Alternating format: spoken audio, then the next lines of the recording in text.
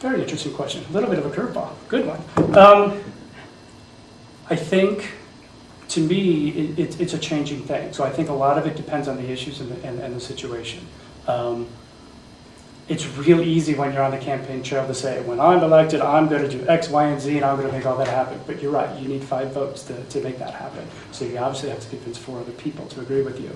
So I think it's a matter of understanding where people have voted before, of the members, and then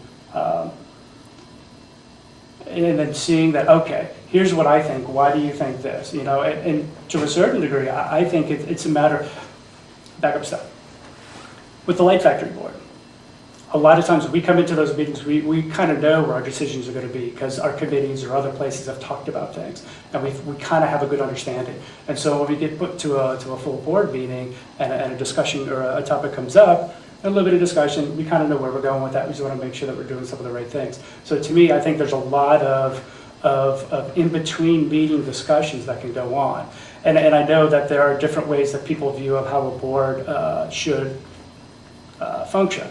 And as a public-facing board, as an elected board, that's going to be a little bit different because we don't want to make it seem like we're deciding all these things behind closed doors. So there's a difference there. But I think there's a lot of ways that we can sit down and have discussions, whether it's through an email or an in-person thing or in a public forum, to where we can kind of talk about our different issues. And the thing that I'm very confident with is I'm not a hardliner. So I have things that I think are right, and I would argue passionately for those things. But I'm not remiss to saying, okay, I see your point. You may have something there. Okay, I'm going to back off a little bit. But on some of these other things, I'm not going to back off, and I'm going to keep trying to convince you.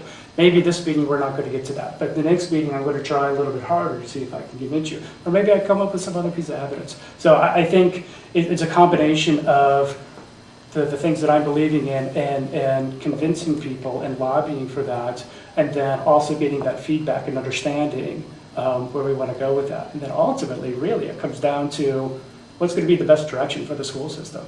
Because if we want to go down standardized testing and pay for performance the way it is, and everybody thinks that's the best for the school system, then we got a heck of a lot of work we got to do. I don't think we can legitimately sit there and say that. And so that's where it's important for us to be able to come up with convincing arguments to change that.